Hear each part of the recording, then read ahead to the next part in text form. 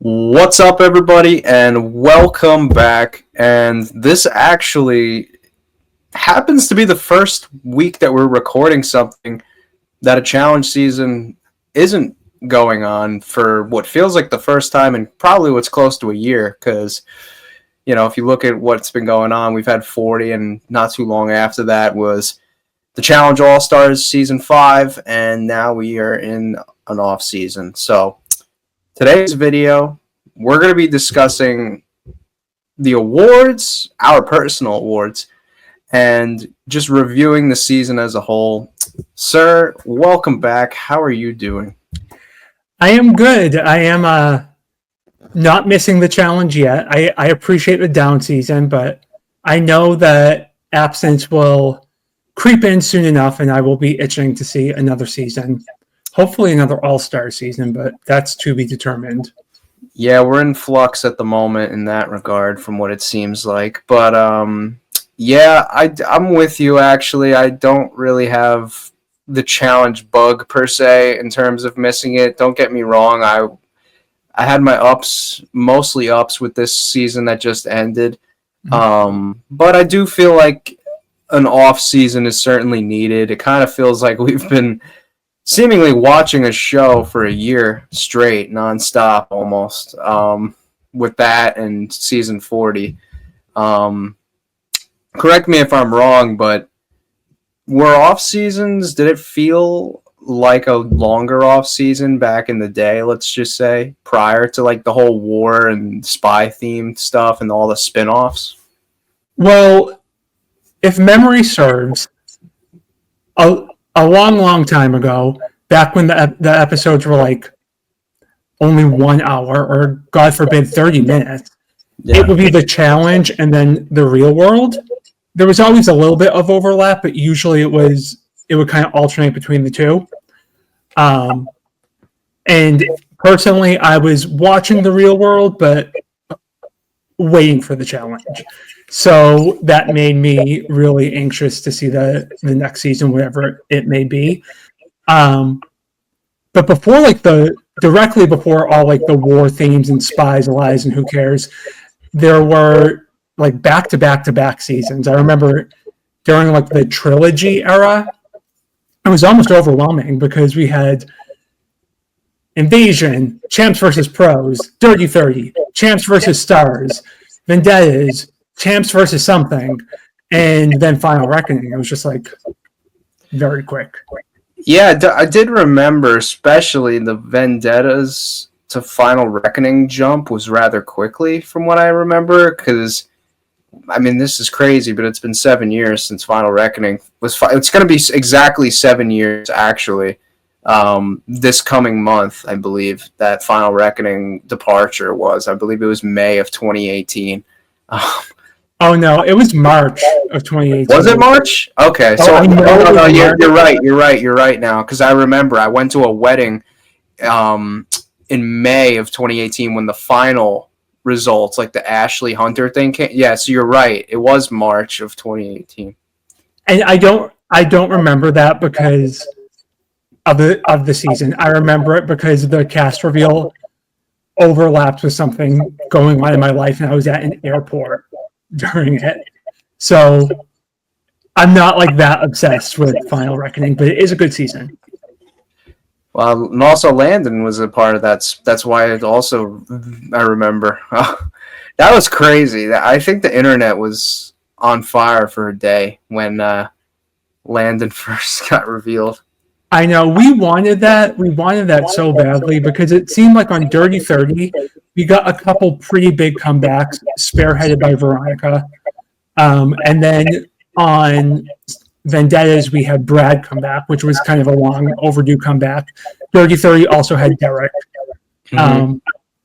So it seemed like if it's a real trilogy, we should have gotten like a pretty big comeback. And I knew Dunbar wasn't going to be there, so Landon just seemed like he would fit.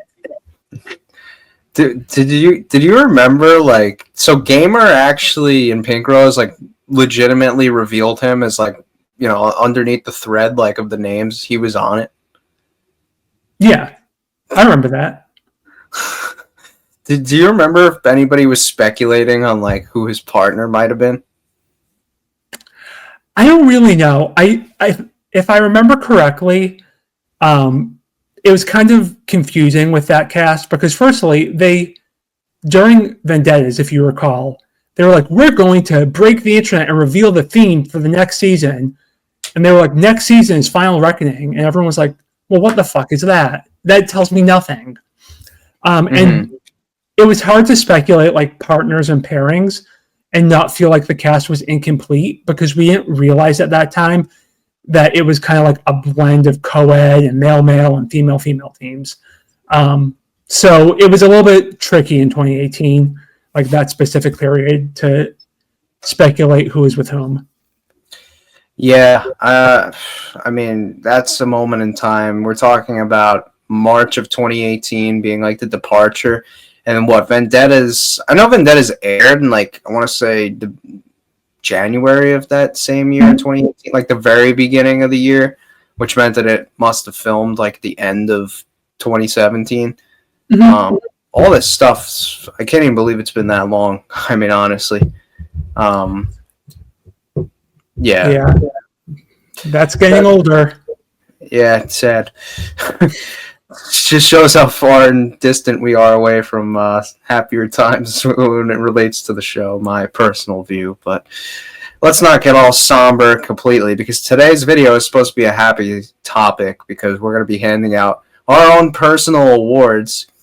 I mean, we're on a budget, so we're not going to give these people actual trophies. And plus, our opinions don't really matter too much because we're just two dingbats. But if you could look past that, we've got a pretty good video for you today, because we're basically going to be giving our thoughts, and kind of in a vacuum here. I've got several different graded categories. And for those who follow, sort of like the sports model, we also did a little spin on that too, where we're going to be giving like our first team challengers, which is like essentially like that's your upper echelon of like who was either a main character, who did the best on the season, and then we've got like a second tier, which is like the next tier of people. We're going to be giving out our most valuable player or challenger, however, your cast member, whichever way you want to put it. We've got a most improved category here, moment of the season, best elimination. So definitely got a lot here, and we're going to be giving our overall grade on the season as well. So before we get into it, I guess, before we actually give our, thoughts and opinions as far as actual grades go, did you have any thoughts on today's video and topic? I mean, I do, but we're going to get to them in the categories. True. But I mean, I think that this was a very interesting season. I think it started out slow and it built over time. But I see a lot of people with different perspectives of it. Some people love it, some people hate it, and I get both sides.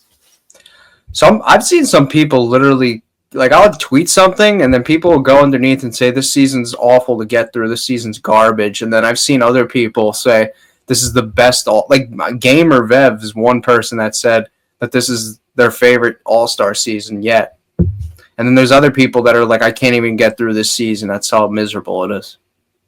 It kind of depends, I think, on which era of the challenge you enjoy the most. This season, to me, almost has the feel of like a late 20s, early 30s season, because it is kind of like drama and a very blended cast.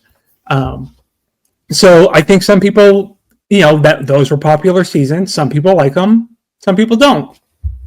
For me, it feels a little bit fresh. I don't know. I feel like because we don't have your quintessential, like, big named. I mean, we've got Nani, who's relatively a mainstay, but I guess it's refreshing to see Nani with people who she hasn't done seasons a lot. I mean, there's some people she has done seasons with, but there's a lot of people there that we haven't seen her interact with in ages, like a John A. or like a Frank. Beth, like Shane, even like these are people we haven't even seen her have a reaction or interaction with at all. Like, I mean, hard to believe, but this is, I mean, they didn't show any on-screen interaction from what I could recall of substance, but this was actually the first season that Sylvia and Nani overlapped on. Like, as crazy as that is to believe, you know? Like, Sylvia kind of exited the franchise right as Nani was coming back in. So I think that's also true of Shane and Nani, which is weird only because Shane was very prominent in like that big gap that Nani took in between Rivals 3 and War of the Worlds 2, War of the Worlds 1. But like Shane was prominent there, and then he fell off. She came back. I always think it's interesting when people, especially those who have big careers, don't have any overlap. Brad's never done a season with Nani. Derek K.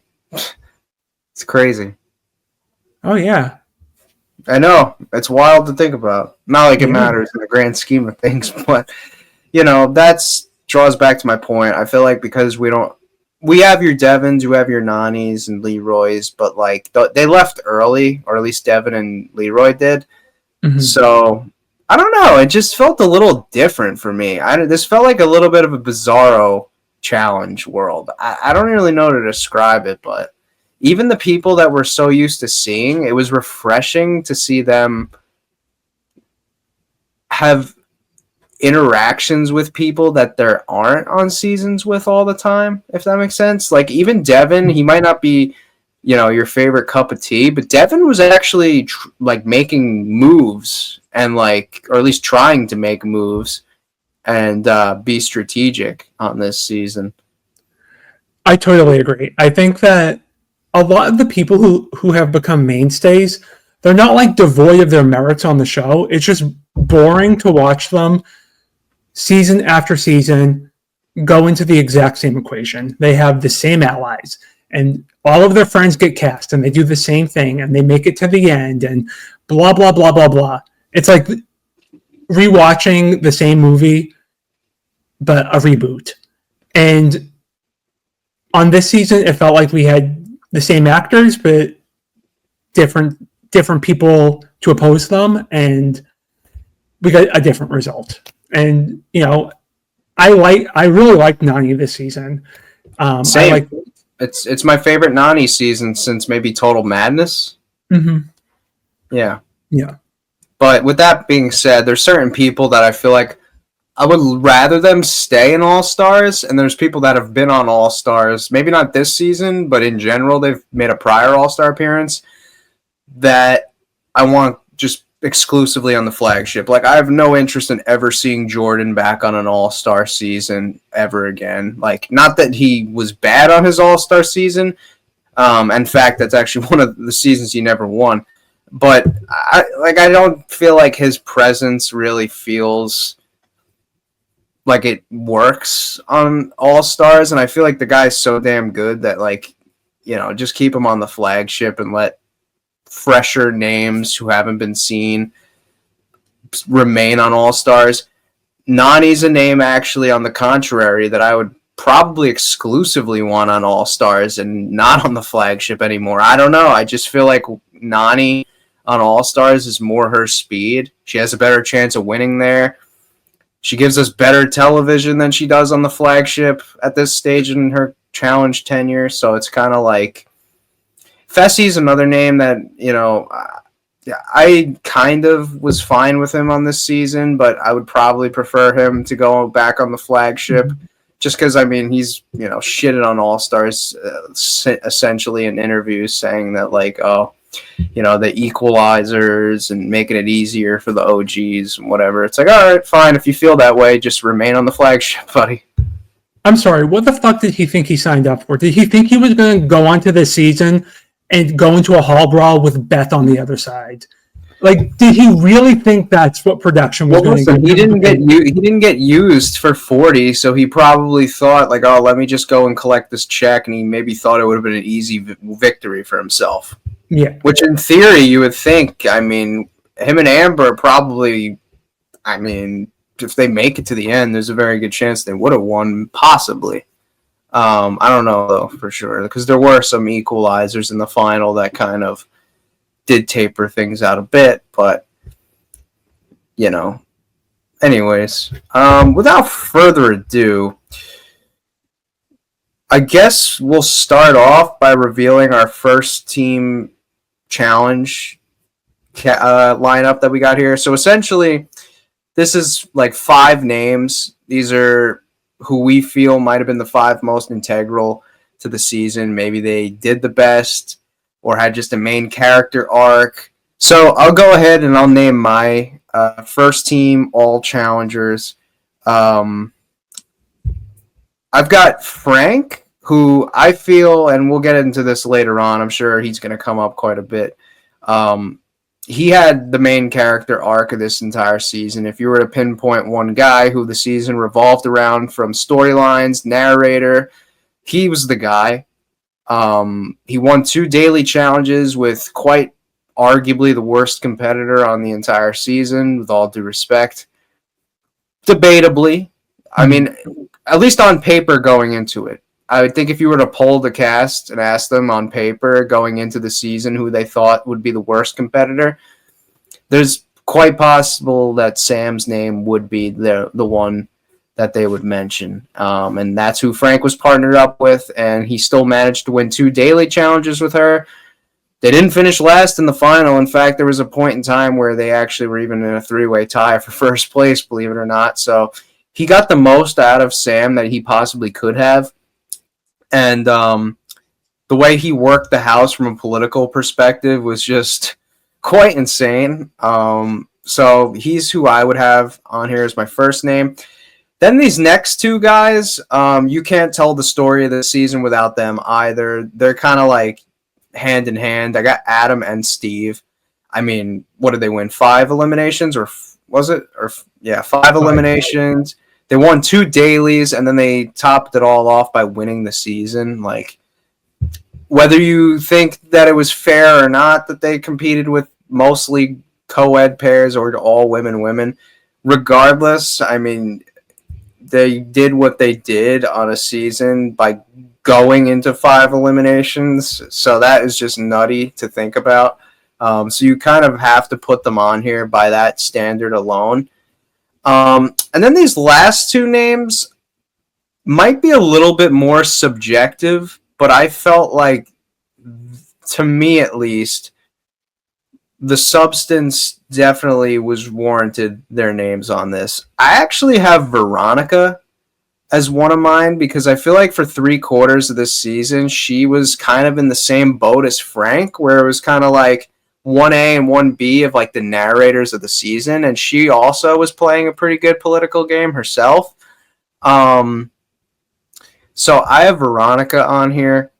And then for my last guy, who I felt like had a bit of a redemption arc in some sense, from like the last couple times we saw him where he was just a hothead.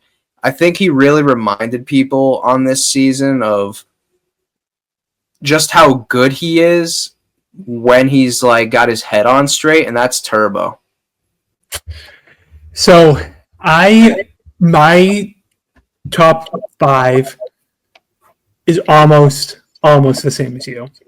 I have Frank, Adam, Veronica. I toyed with not putting Steve on there because it really felt like he was second fiddle to Adam, but I put him there because he's kind of the star.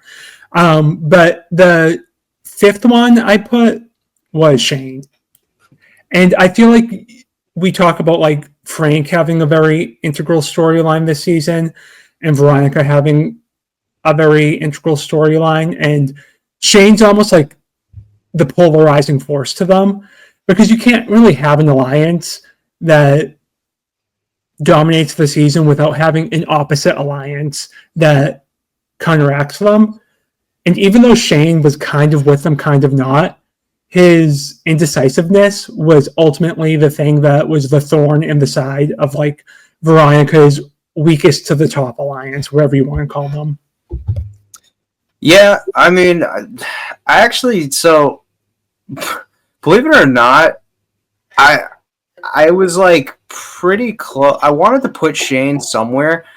I actually, so he, if I could redo this list, he would probably be in my second tier, only because I felt like for the first like 3 quarters of the season, he was kind of like a non-entity, for at least for like on camera at least. So that's what kind of docked his like entry down a little bit for me. But yeah, we're pretty much on the same page as far as everything else is concerned. Um, I'll go through my second rung of people here before you go ahead and do yours. I feel like this is where things are going to get really dicey. Some maybe not, but this is probably one of my more controversial because a lot of these names people are going to be like, what the hell did they do? Or like, Yeah. they weren't here, whatever. But this is why opinions are subjective, people. They're like armpits. Everyone has them. And most likely they all stink. But for my second rung of people, I've got Dario, Nani, Shane, and this is probably where it gets really controversial. Like, this is basically me just grasping for straws at this point. But like I said, we're talking about things you can't tell the seasons without. This moment warrants both of these two ladies on this second tier. I don't care. I've got Kellyanne and Sylvia. Their 2 episode dynamic, 3, whatever it was, 2 or 3 episode dynamic that they had was more impactful than anything that Melissa and Nicole did on the entire season, in my eyes. And that should say something. I mean, that moment, that fight reminded me of like some of the fights that we would get back during like the Rivals 1 era. Like, it was just genuinely, like, we don't see that anymore. Seriously. I mean, they actually, we had a cultural reset in that moment where we kind of were reminded as fans, like, yeah, this is probably the standard we should hold going forward for Rivals pairs. Like, we don't know how good we used to have it. Now we're kind of seeing what a modern day authentic Rivals pairing looks like. I feel like in some sense, they kind of like showed the viewers and the audience, like, this is what a Rivals pairing should look like. And this is what people should look like on the show with issues. Like, they can't just be all rah-rah and, kumbaya. Like, it just felt real.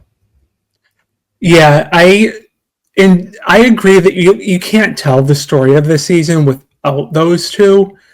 I did not put them on my list just because they were out so early. But I mean, there is logic to what you're saying. I'm buying what you're selling. So Picking up what I'm putting down. Yeah.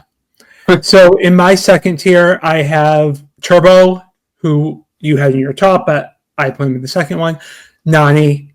I have Katie, who I think was a bit more integral than you might see on the surface level, because she was kind of playing the social game with Veronica.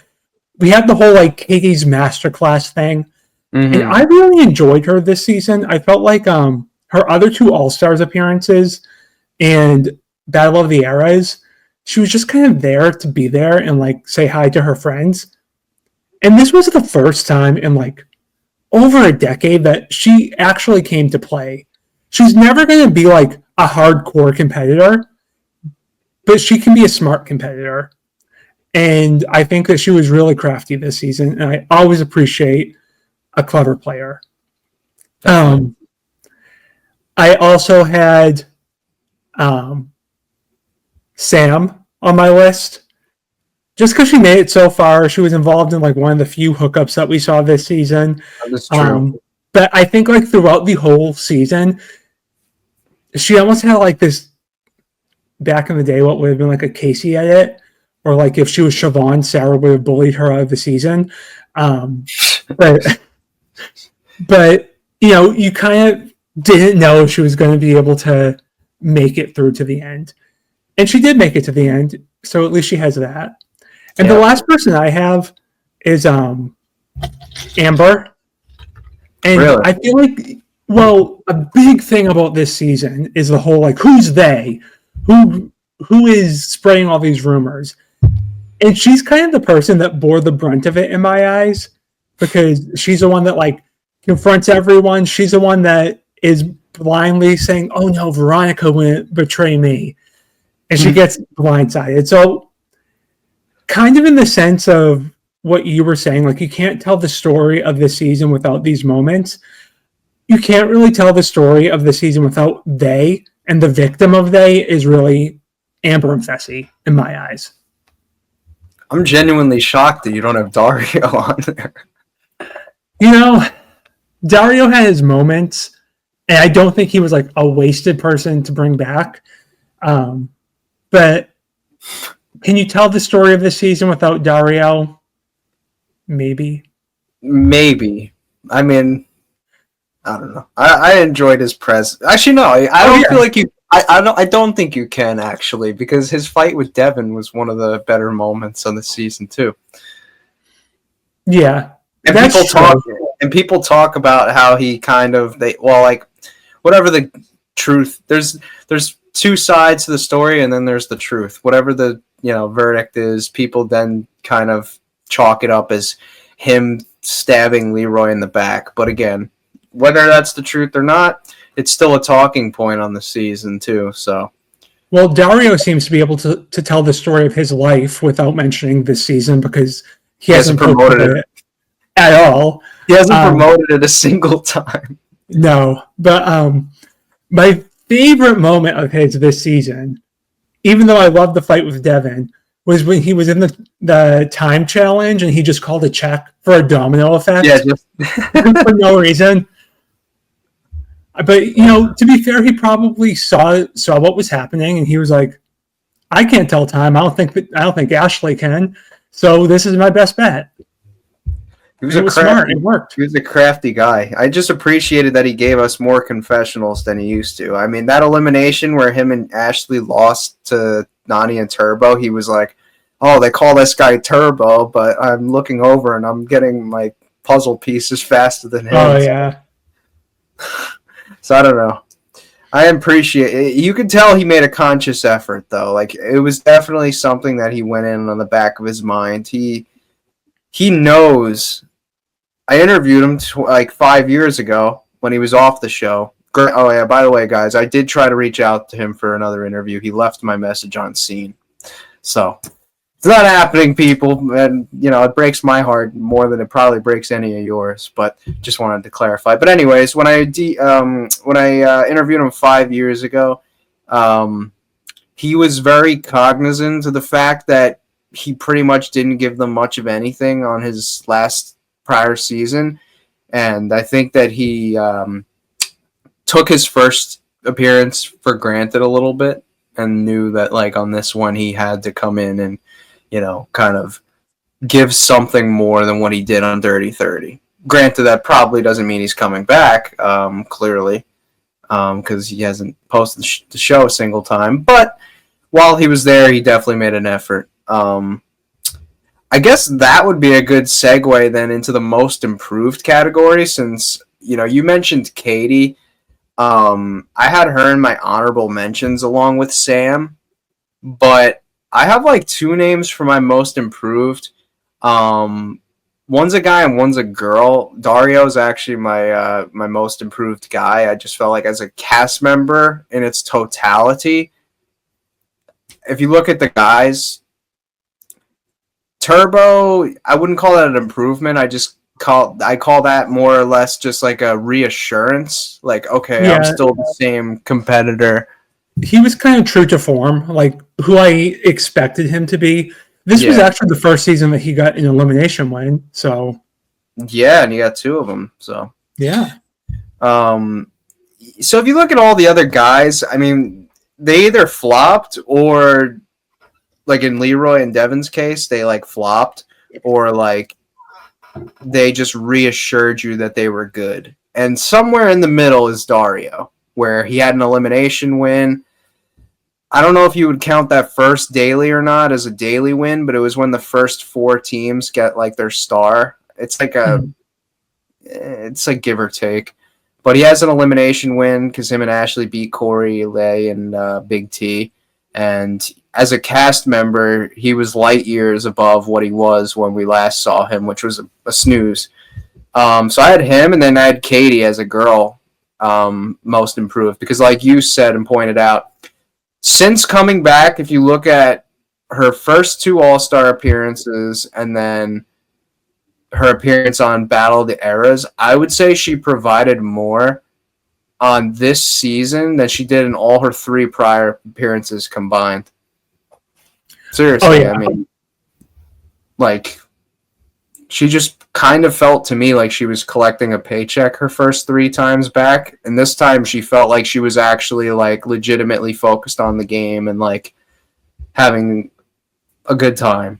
In her defense, I think for probably all 3 of them, but mostly the first 2 All-Star seasons, she was probably sold this as like a reunion and like an opportunity to see old friends, and she probably got that on All-Stars 1.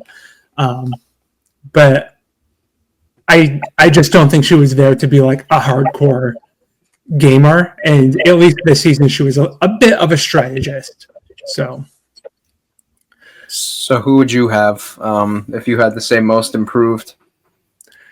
So I don't really know if this fits the bill as like most improved overall, because he did really well last time we saw him, but I give it to Steve because I mean he's a case study. I feel like he like did really nothing on the gauntlet that's super notable. I mean, he lost in a puzzle to Trishelle, who was a lot smarter than we give her credit for, but still, she's a poker queen. Oh yeah, I mean, I'm not gonna shit on Trishelle, but he seemed to be embarrassed by the loss, at least in 2003. But he's come back. He's won 8 eliminations consecutively across All Stars 4 and 5. He's become a champion, and I think if we view him as an entire personality over his 2-decade career, he's improved tremendously. Like, he takes the game much more seriously, and it shows. So I give him the award. Yeah. I remember when he first got revealed for All-Star 2, I remember that spoiler season. There were people that didn't even know who the hell the guy, like, they didn't even remember who the hell the guy was. Yeah. Like, I'm not even kidding. Granted, I didn't watch during that time period, but I had been interviewing folks. Like, hell, at that point, I mean, I had an interview with Baloo, and like, so at that point, I was pretty much like privy to most people in the franchise just by hearsay or people telling me to reach out. I genuinely had no clue who the guy was. Like, I had a strong feeling he would do an All-Star season if the franchise kept going. Really? Mm-hmm. Steve? Yeah, I don't know if it's like taboo to say why, but I mean, CBS came out with like a very strong diversity initiative during that, and I mean, I don't want to make this something that it's not, but it was a point that people made in earlier years of the challenge, Real World, and Road Rules that there was very little Asian male representation. And I mean, if they were trying to fit that demographic into a more modern season, who are they going to call? They had Yes. They had Yes, and that's Steve, pretty much. Yeah. So from that alone, I had a feeling he would get the invitation, but he's been a great cast member on the merits of his competition throughout his really all 3 All-Star seasons. So I was very glad to see him back. It's kind of crazy. Like, if you were to ask somebody that years ago, like, oh, yeah, this guy's going to come back and win 8 consecutive eliminations and win a season, you're going to be, like, so confused. Yeah, but he took it seriously. So, and I didn't initially have a most improved female, but yeah, I would give it to probably Nani. Not that she won or anything, but most improved in my perspective of her. She won 2 eliminations, and she's not known to be an elimination person. In fact, she had a dry spell, if we're remembering correctly, where pretty much, I mean, let's take it back. From pretty much her final elimination that she would have lost, although I blame Wes more so than anything on that one. She and Wes lost to her cousin Nicole and Dario on Rivals 3. From that elimination to when she would make her return, she would have lost 1, 2, 3, 4. She would have lost like pretty much. She had like a dry spell pretty much up until the point where she beat Gabby on Double Agents. Mm-hmm. I mean, actually, I have a theory. I think Gabby threw that elimination actually, but personally, I think it's funny to look at how Turbo is like, I'm here to help Nani win. I want Nani to win. And on War of the Worlds, he's like tying her to a chair like she's she's in an insane asylum. And that's what I actually thought about this. Yeah, he's the reason that she lost. Yeah, no, it kind of is trippy because the opponents had to So the opponents had to choose which guy was gonna tie up their opponent, right? Mm-hmm. Like, so it was like Georgia made the decision to choose Turbo to tie up Nani. You would think, in theory, if they were smart, Nani would tell Turbo, like, I mean, unless they said there's a rule here, like a strictly enforced tying rule, literally half-ass this tie-up so I could get the hell out. Like, you and I were working with each other. I'm a number for you. Why the hell are you going to tie me up and jeopardize my chance to stay here? Like, you know what I'm saying? Like, hypothetically, if me and you were partners on a season, and then midway through we split up, right? And we're and like you're in an elimination against some like random guy, like, and they have to choose. Like, I'm chosen by that guy, and I have to like pretty much tie you up to the chair. I would pretty much like literally take a piece of duct tape and just put it on your arm, and that's it. Like, I wouldn't even like go through all those efforts to make it that harder for you, because it's like, why would I? You know what I mean? Yeah. Like, it kind of stinks that Nani couldn't have Turbo, who would have been her pick, I'm guessing, because Georgia got to pick first, and I don't know why. I can't remember why Georgia got the first pick, but who knows? Yeah, we really all got the raw end of the deal on that one. Actually, I mean, Georgia was a pretty good cast member, but, you know, still. Yeah, but it just... a piece to this puzzle is missing, I feel like. Right. Should we do moment of the season now? Sure. I got the Kellyanne and Sylvia fight. I mean, I don't need to harp on it as much as I should, because I mentioned a few moments ago why I feel like this fight was so important. So that would be my moment of the season. I mean, honestly, if that's not my moment of the season, my moment of the season is their departure, where they're playing Graduation by Vitamin C and just showing a montage of them fighting. I mean, I don't think I've laughed that hard at the challenge in years and years and years. So, I mean, when they hit, and that was a hit. I also really liked the Dario Devin fight, though. That was good. Honorable mention. Best elimination. So this was a tricky one, because I'm going to be honest with you. This is probably going to come up later in the season.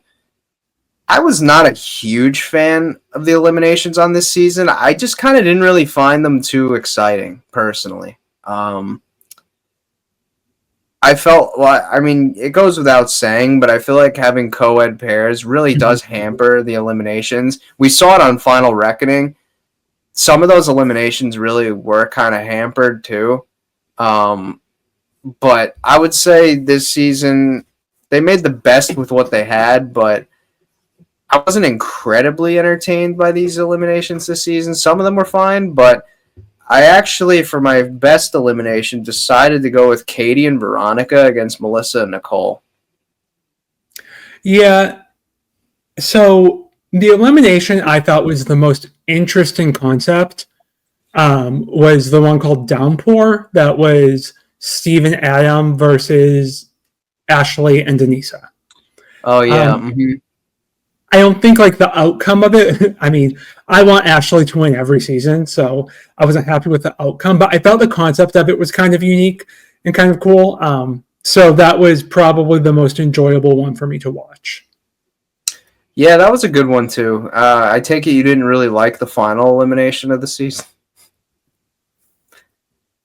That's the one where they had to ask each other questions and guess if they had a star in their box. Oh, no, I didn't like it. It was like there was something there. I don't know if production knew this or not, but I don't know if you've seen the show. It's on Amazon Prime. It's called Beast Games. That's like the whole premise of the show. Not the whole premise, but they do that multiple times, like that type of game. So, I mean, obviously they didn't come up with this game of bluffing. They did it on another show called Deal or No Deal Island, which is actually a surprisingly good show. But they just the result of it, of the bluffing game, really didn't give me anything. Like the yoga balls and chopsticks. That just felt like an elimination. Like we ran out of concepts to do. So like, let's just like get this over with and get to the final. But the thing is, they had two concepts there that could have worked in their own capacities, but they decided to merge them into something ugly. I mean, not like super ugly, but like it just wasn't. It wasn't a good watch. Mm-hmm. All right, I guess before we get into like the letter grades for like certain intricacies, I guess it'd be time to name our most valuable. We'll call it the most MVP of the season. I think we're probably gonna have the same person here. Frank, we're in agreement? Frank, yep. Mm-hmm. I don't know if there's anything else that needs to be said there, but yeah, he was the main character. If you watch the season, whether you love or hate the guy, you're most likely gonna have an opinion on him. He was admittedly the most impactful, just from a viewer perspective on screen. He was the most impactful for sure. Yeah. I mean, if you were to separate Frank and then the next most important person on the season, it's a pretty big gap. I would give the next most important person to probably Adam. Yeah, I would agree with that, actually. Probably. Maybe Veronica. But I think Veronica was like fan service, and certain people are going to love her. But I think Adam was pretty integral. Mm-hmm. So now, pretty much, we're going to go through a number of different categories here, and we're pretty much going to be giving like down the list like our letter grade. So we're going to start out with the theme. So with this in mind, we know it's Rivals. And off theme alone, I always hold Rivals near and dear to my heart. I feel like when it was first introduced on Rivals 1, I think it was so impactful and influential as a theme that you could make the argument that at that point in time, it almost helped propel us and helped propel the show to continue.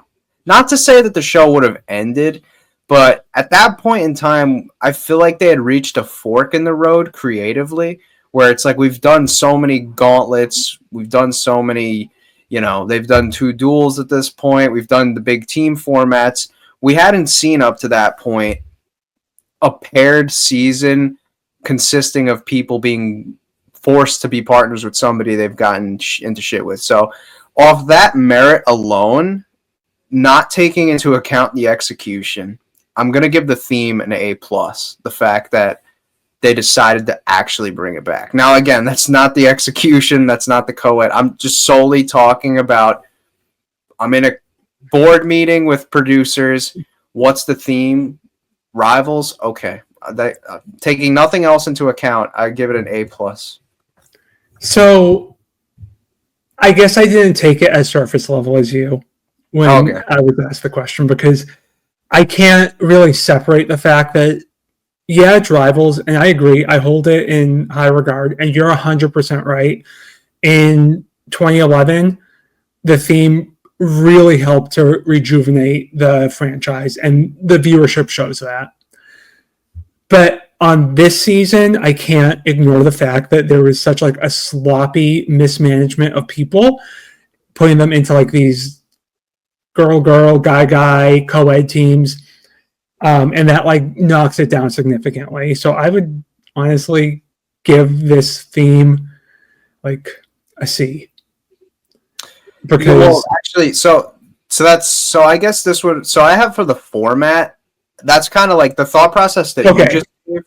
Yeah. So I guess theme and format, they're kind of like similar. So I actually had a C- for my format. So I'm right about on the same wavelength as that what you just talked about, because I was fully in agreement that this was a shit the bed type of situation with how they went about pairing up with the co-ed stuff. So in that regard, we actually do have the same opinion. Okay.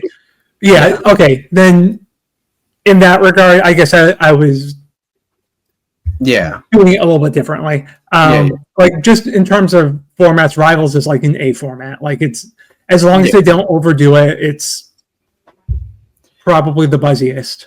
Yeah. Now what about for the cast? I went with like a B plus. I mean, personally, I don't know. I felt it was fresh. Again, we had some non-OGs there, so I'd probably give it a B minus. B minus. And that's kind of being generous. I think if you look at this cast, you're going to be hit in the face first with the people who should not be there and not the people you should be excited to see. And I think that's kind of the rollout of what happened. People are like Corey, Big T, Fessy, Amber. And I don't even hate those people. Like I really don't. I think that they contribute to the challenge, but this is just not the franchise for them. Mm-hmm. Yeah, I definitely get your rationale. I mean, I can't ignore the fact that we had Frank, Shane, Davon, and Ashley all return. And Jen too. Oh wait, never mind. Jen honestly would have boosted this casting significantly. Yeah, I mean, I think it was going to be like her and Tyree at one point. I don't get the right behind that theory, but I'm not even mad at that. Like, go for it. They probably would have said something like, "Oh, our real world cast like all hate each other, and we haven't talked in so long, so now you're gonna bring them back together." Or Jen did, I think, technically vote for Tyree and Davis on Rivals 1 into the first guy elimination. So didn't he throw himself in? I guess, yeah, technically, somewhat. No. Daily challenges, again, I actually gave this a C. Didn't really care for them. Yeah. There were some that I liked. I'd probably go with like a C plus. Mm-hmm. There were some that I liked. There were some that I think worked, and then there were some that I thought were just dumb and bad. Like I forget what it was, like the shuffleboard one. I liked that. I think that's like the right level of simple and kind of dumb, but also slightly strategic. Well, it requires some level of mental fortitude by having to strategically like decide how much force you're gonna push your partner with, and like because it's not as goofy as like you would think on surface. Like there is a certain level of strategy that would go into that. Yeah. So there were some that I liked. A lot of them I didn't mind. Like the one where they had to like slide down and clear off the mud. Mm-hmm. I thought that was pretty cool. That was fine. The very last challenge where they had to like, I forget what it was, like the pressure sandwich. Mm-hmm. Like that one was fun.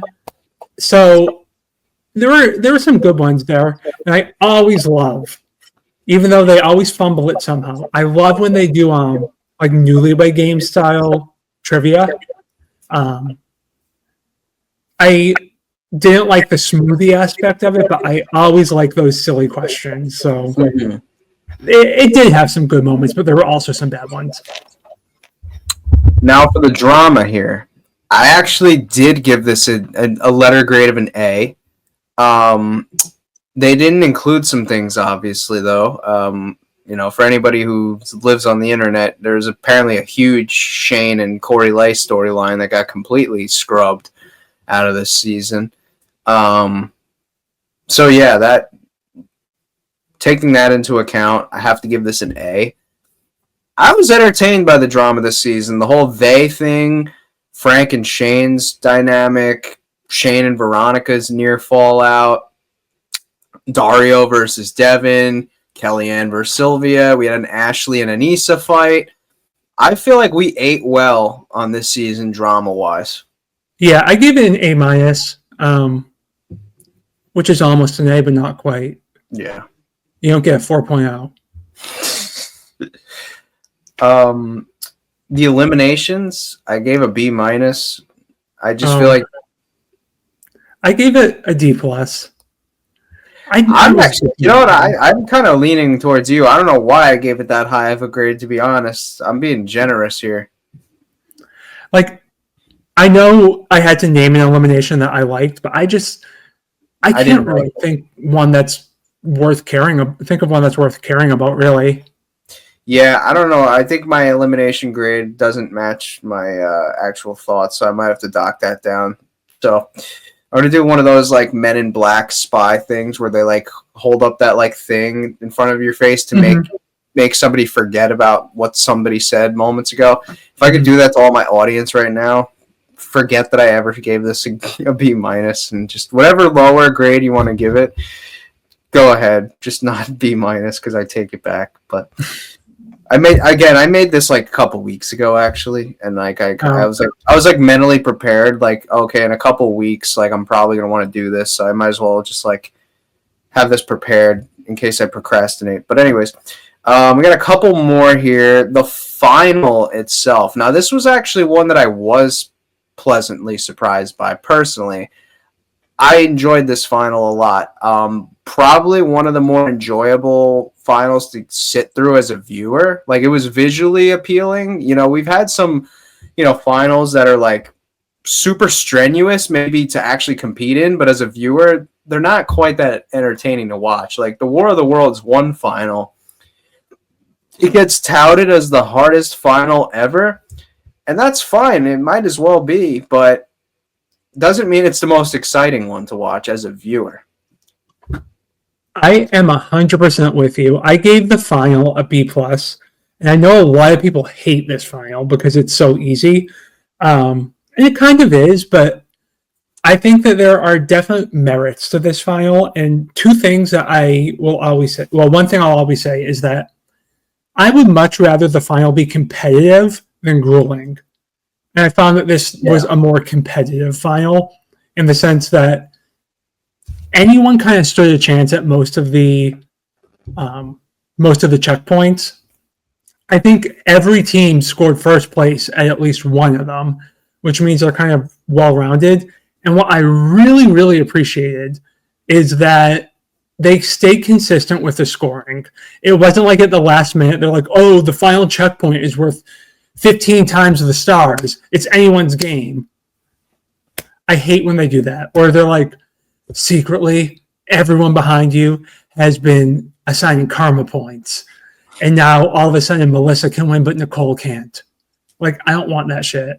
Yeah. I want to be able to follow it. Like, I'm a really dumb person. I want to be able to follow what I'm watching on TV, and I could do that this season. Yeah, guys, we got to appease to the dumb people. There's plenty of stupid people out there. So I'm assigning grades right now, but I'm a D student, so make sure I can follow your show. Yeah, I also gave it a B plus as well. Probably one of the better constructed finals in recent memory, and especially given the people involved, it gave everybody an equal opportunity for the most part. Now for the winner, I gave this an A.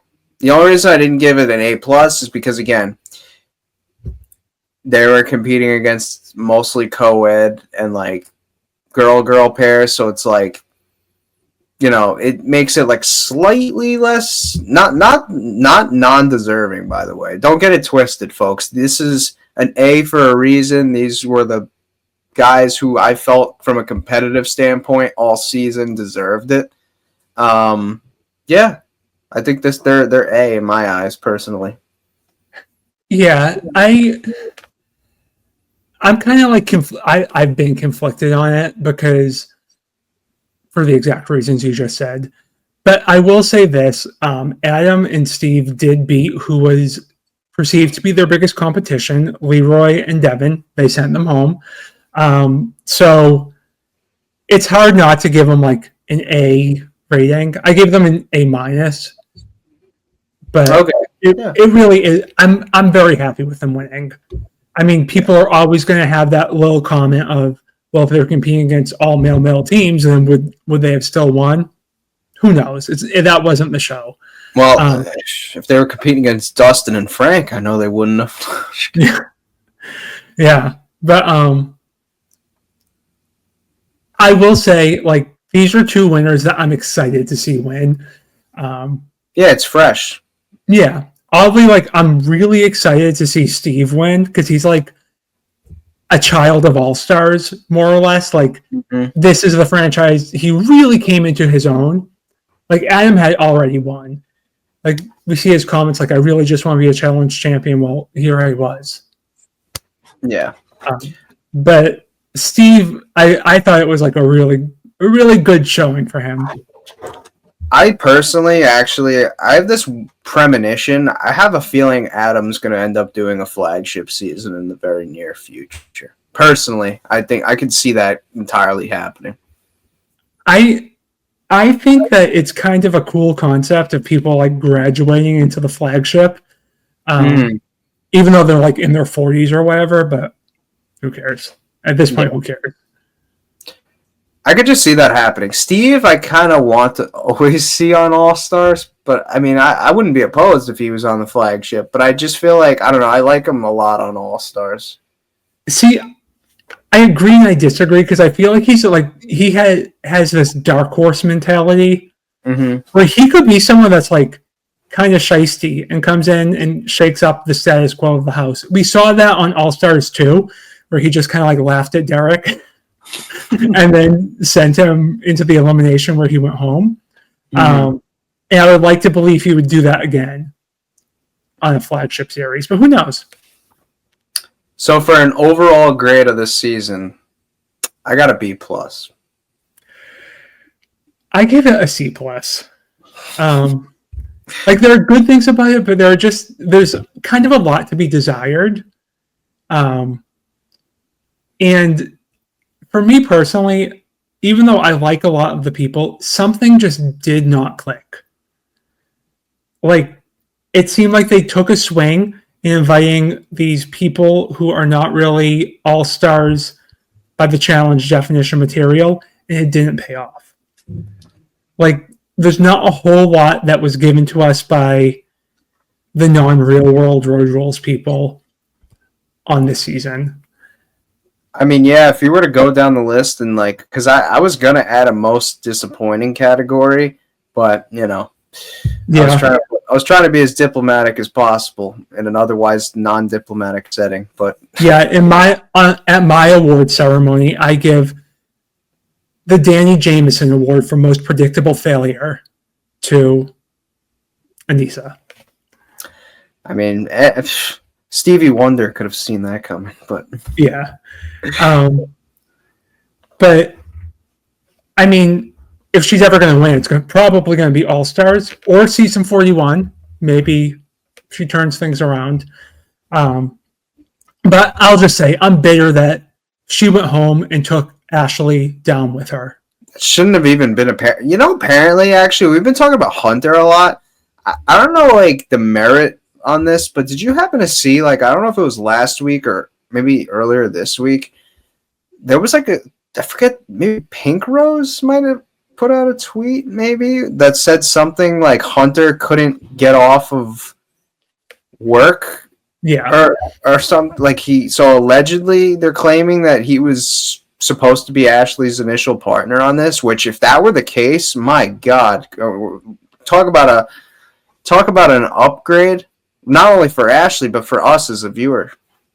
Yeah, but these are the types of things. I believe that. I do believe that he was contacted, but I don't put too much weight into that, like ruining the season or anything, because ultimately it wasn't production that didn't let him go. He couldn't get off of work. So, like, there's really not much we can do or wish for or hope for, because in the real world, no pun intended, if he can't get off of work, he can't go. And that's just how the cookie crumbles. Could you imagine? That would have been insane. Oh, totally. Yeah. Because that's unparalleled. We haven't seen that before. I mean, the only 2 times somebody's quote-unquote stolen the money, we haven't had much of we have had a follow-up because Hunter did eliminate Ashley the following season, but we haven't had a scenario yet where the 2 people where money was stolen, they had to partner up again on another season. Mm-hmm. I was a little disappointed that in the final, only Adam and Steve got to choose whether to split the money or not. Same, because I wanted to see everyone else's cards. The twist was kind of disappointing because I knew based on the progression of the episode that they were going to split. Mm-hmm. Because when there's only 1 minute left, we're not going to have a winners take all competition. We're going to have a montage of them, like, I don't know, frolicking in the house. Like, so the twist really didn't do much for me, but I think some of them would have stolen the money. Yeah, I could have seen Shane and Devon potentially being one. I don't know about Frank and Sam. I'm going to say no. But and then as far as Melissa and Nicole go, I'm not sure. Oh, I think that they both say that, like, they would both want to keep the money for themselves. I would steal money from Nicole. No offense. Well, I think Nicole is going to say, I have a girlfriend back home. I'm faithful to her. I don't need to do anything with you, Melissa. Like, I gotta think about my future. Yeah. So I think that she would take it for that reason. And then Melissa knows the assignment. She knows why Ashley won Final Reckoning. She'll take the money. So I've got a couple notes here just as like my just closing analysis per se. Just quickly. Liked the season for the most part. My main takeaways, we should never do another co-ed pairing season again.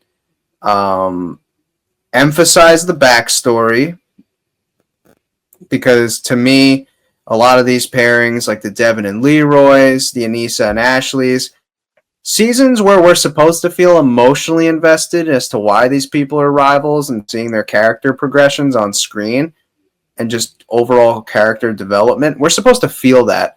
And when you have like these, I don't even want to call them surface level, because are they surface level if they're non-existent to really begin with? Like, it's just mostly non-existent. Like, we need those backstories as viewers, and you should emphasize, if we're doing themed seasons like this again, you got to emphasize the backstory. I also have that they should make dailies fun again. And I felt like the eliminations were boring. So yeah, those are pretty much like my main takeaways. In the not so distant future, what is like your kind of takeaways from this that maybe they should better from moving forward? I think moving forward, they should not use the star twist again. I actually did not mind it this season. Yeah, that's another one too. I think a lot of people didn't like it this season. I didn't mind it, but it's going to get old if they do it a third time. So I think that they should move away from that. And I'll say on a somewhat positive, keeping the All-Stars finals more balanced is really a good thing. Like, the All-Stars 2 final was like too strenuous for some people. And like that's not what this show is supposed to be about. Same with All Stars 1.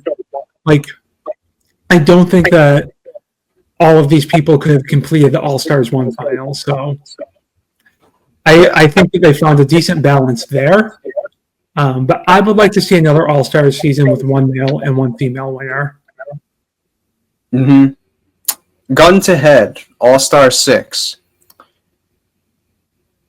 What theme are you going with?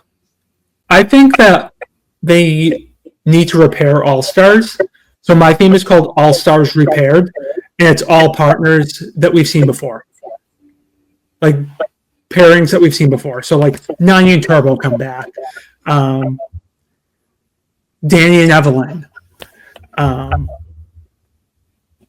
Derek, Henry, and Tori. You know, what the people want. Dunbar and Paula. Yeah. Like I think that's one thing that All Stars can get away with that you can't. Maybe they could do on the flagship, but that's the format that I would like to see. Tori and Derek H. Yeah. Didn't I just say them? Did you? Derek, Henry, and Tori? Oh, I only heard Derek, and then I thought you were saying something to do with Derek K. So I was like, oh, okay. Oh, actually, his only partner that I can think of is DM. Yeah. So sadly, that won't happen. Yeah. I mean, actually, that's not a bad idea that you just pitched. I mean, I'm pretty basic in this regard, but I decided that X's or Battle of the Seasons, one or the other for me. If they go with one of those, I'm sold. You know, they just gotta. Knowing our luck, though, we'll get those formats, and then we'll get like Corey Lay partnered up with somebody from like 12 Days of Christmas who's never appeared on a challenge before. Yeah, I mean, if they had repaired, we could finally get Jose and Devon to come back. So that's true.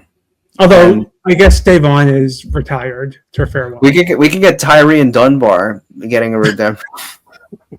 Could you imagine? Yeah. That would be. Oh, that would be such a shit show. It's another opportunity to have Ashley and Hunter. Ty and Leroy. Yeah. Well, yeah, this was a ton of fun. Again, this is just a PSA. Our rewards mean absolutely diddly squat. So if you're offended by this, just know that somebody out there is probably giving a much more impactful award than us. But that's why we're just, non-experts giving expert opinions. So yeah, guys, until next time, thank you all. See you later.